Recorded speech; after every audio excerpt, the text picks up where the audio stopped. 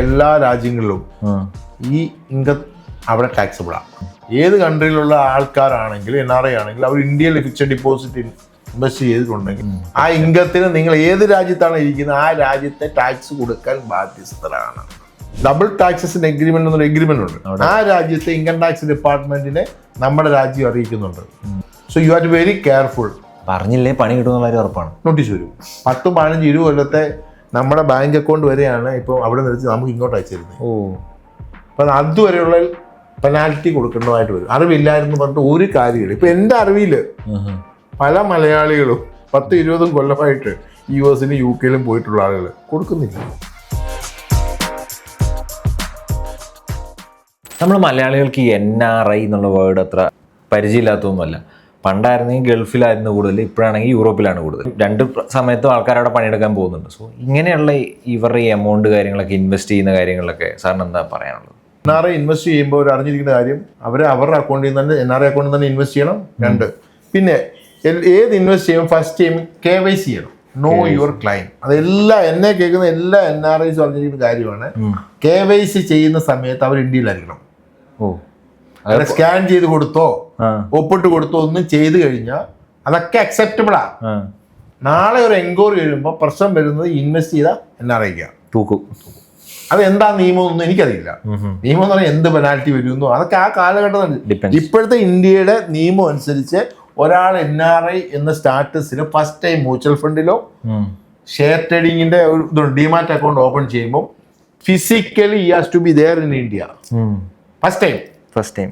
KYC ചെയ്യാൻ വേണ്ടി മാത്രം ഉണ്ടായിരിക്കണം.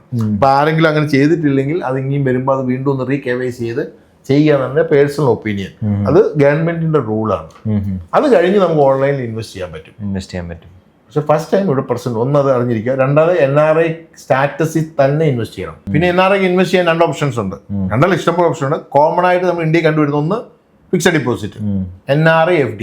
അത് ടോട്ടലി ടാക്സ് ഫ്രീ ഇന്ത്യയില്. ഓക്കെ, ഒരു ടാക്സും കൊടുക്കണ്ട. ഇപ്പൊ 7 തൊട്ട് 7.5% പലിശ വരെ കിട്ടും. എല്ലാ ബാങ്ക്സും കൊടുക്കുന്നുണ്ട്. പക്ഷെ ഒരു കാര്യം മനസ്സിലാക്കി, അതർ ദാൻ ഗൾഫ് കൺട്രീസ്, ഗൾഫിലുണ്ടോ? ഗൾഫ് കൺട്രീസ് ഒഴിച്ചുള്ള എല്ലാ രാജ്യങ്ങളിലും ഈ ഇൻകം അവിടെ ടാക്സബിളാണ്.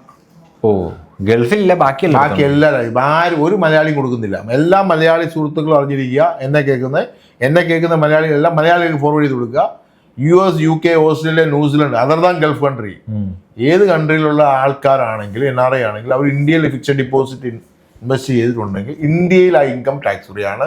ആ ഇൻകത്തിന് നിങ്ങൾ ഏത് രാജ്യത്താണ് ഇരിക്കുന്നത് ആ രാജ്യത്തെ ടാക്സ് കൊടുക്കാൻ ബാധ്യസ്ഥരാണ്. പക്ഷെ കൊടുക്കുന്നുണ്ടോ എന്നുള്ളതൊക്കെ നിങ്ങൾ തന്നെ ചിന്തിച്ചോളുക. രണ്ടാമത്തേതാണ് മ്യൂച്വൽ ഫണ്ട് എന്ന് പറയുന്ന concept.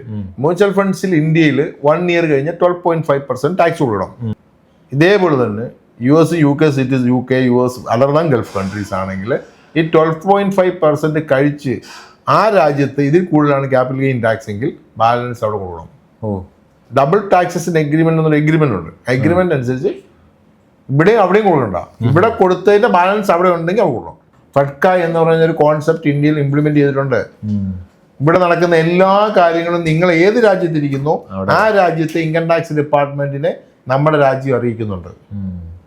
So you are very careful. പിടിച്ചു കഴിഞ്ഞാൽ എന്താ പെനാൽറ്റി എന്നൊന്നും എനിക്കറിയാം. ഞാൻ US UK പക്ഷെ ഇത് നിയമമാണ്. പറഞ്ഞില്ലേ പണി കിട്ടുന്ന കാര്യം ഉറപ്പാണ്. നോട്ടീസ് വരും. 10, 15, 20 കൊല്ലത്തെ നമ്മുടെ ബാങ്ക് അക്കൗണ്ട് വരെയാണ് ഇപ്പോൾ അവിടെ നിന്ന് നമുക്ക് ഇങ്ങോട്ട് അയച്ചിരുന്നത്. അപ്പം അതുവരെയുള്ള പെനാൽറ്റി കൊടുക്കേണ്ടതായിട്ട് വരും. അറിവില്ലായിരുന്നു പറഞ്ഞിട്ട് ഒരു കാര്യമില്ല. ഇപ്പൊ എൻ്റെ അറിവിൽ പല മലയാളികളും 10, 20 കൊല്ലമായിട്ട് US UK പോയിട്ടുള്ള ആളുകൾ കൊടുക്കുന്നില്ല. പക്ഷെ കിട്ടിയാ പിടിക്കും. അത് നിങ്ങൾ വേണമെങ്കിൽ അത് ചെയ്യേണ്ടതെന്ന് വെച്ചാൽ അവിടെ ഇപ്പൊ US UK ഓസ്ട്രേലിയ ന്യൂസിലൻഡിലുള്ള അവിടെ പോയിട്ട് അവിടെ ചാർട്ടേഡ് അക്കൗണ്ടന്മാരുണ്ട്. അവരോട് കൺസൾട്ട് ചെയ്യുമ്പോൾ നമ്മൾ ഇൻവെസ്റ്റ് ചെയ്ത ആളാണ് നമ്മളുടെ ഡോക്യുമെന്റ്സ് എല്ലാം അവിടെ കൊടുക്കും.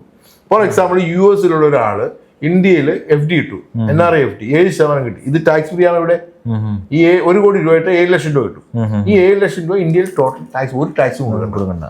പക്ഷെ ഈ 7 ലക്ഷം രൂപ US ടാക്സ് കൊടുക്കും. അവിടുത്തെ ടാക്സ് ബ്രാക്കറ്റ് എടുത്ത് അവിടെ കൊടുക്കും. അതുകൊണ്ട് കെയർഫുൾ ആയിരിക്കണം. ഇപ്പം ഞങ്ങളൊക്കെ NRIക്ക് വേണ്ടി സ്പെഷ്യലായിട്ട് ബിസിനസ് ചെയ്യുന്ന ആൾക്കാരാണ്. കറക്റ്റായി പറയും. ഞങ്ങളുടെ ക്ലയൻസ് എല്ലാം കറക്റ്റായി കൊടുക്കും. പിന്നെ അസറ്റ് ഡിക്ലെയറിങ്ങുള്ള ഓപ്ഷൻസുകളൊക്കെ ഉണ്ട്. അറിഞ്ഞിട്ട് ചെയ്യുക എന്നുള്ളതാണ്. അത് ആരെങ്കിലും പറഞ്ഞ് എന്തെങ്കിലും പറഞ്ഞ് ഇൻവെസ്റ്റ് ചെയ്തിട്ട് നാളെ പോയി കുഴി ചാടിയിട്ട് കരഞ്ഞിട്ട് ഒരു കാര്യമില്ല. അറിയില്ലായ്മ ഒരു പ്രശ്നം പറയാൻ പറ്റില്ല. അതാണ് നമ്മളൊരു മ്യൂച്വൽ ഫണ്ട് ഏജന്റിനെ സെലക്ട് ചെയ്യുകയാണെങ്കിലും ലൈഫ് ഇൻഷുറൻസ് ഏജന്റിനെ സെലക്ട് ചെയ്യുകയാണെങ്കിലും ഒരു പേഴ്സണൽ റിലേഷൻഷിപ്പ് ഉള്ളതായിട്ട് സെലക്ട് ചെയ്യുക. ഇപ്പോൾ ഈ പറയുന്ന ഇന്ത്യയിലുള്ള എല്ലാ മലയാളിക്കും മ്യൂച്വൽ ഫണ്ടും ഇൻഷുറൻസും കൊടുക്കും ജോൺ സി ജേക്കബിനോട് പറ്റിയില്ല. നിങ്ങൾ ആരെ സെലക്ട് ചെയ്താലും ഏകദേശം 3-4 ലക്ഷം ഏജൻസ് ഉണ്ട് ഇന്ത്യയിൽ. കേരളത്തിൽ 1000-1500 ഏജൻസ് ഉണ്ട്. നിങ്ങൾ നോക്കുക, സെലക്ട് ചെയ്തിട്ട് നല്ല ആളുകളെ കണ്ടുപിടിക്കുക, അവർ ഫാമിലി ബൗണ്ടിങ് ആയിട്ട് കൊണ്ടുപോവുക. They will give you the best product. പക്ഷെ ഒരാളെങ്കിലും നമുക്ക് വേണം അല്ലേ? തീർച്ചയായിട്ടും. നമ്മുടെ ഫാമിലിയിൽ ഡോക്ടർ പോലെ ഒരു ഫൈനാൻഷ്യൽ സർവീസ് പ്രൊവൈഡർ ഉണ്ടായിരിക്കണം.